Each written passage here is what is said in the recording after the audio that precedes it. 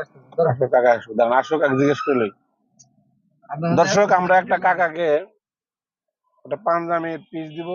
কাকা, আপনি কি নামাজ পড়েন? 5 ওয়াক্ত নামাজ পড়েন? তো আমরা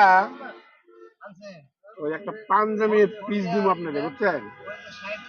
নেবেন? তাহলে পাঞ্জাবি বানাইয়া নামাজ কালাম পড়ি না, হ্যাঁ? নামাজ কালাম পড়লে তাহলে আপনার জন্য ভালো, আমাকে দেওয়াটা সার্থক লাগবে, তাই না? আপনি থাকেন কোন জায়গা?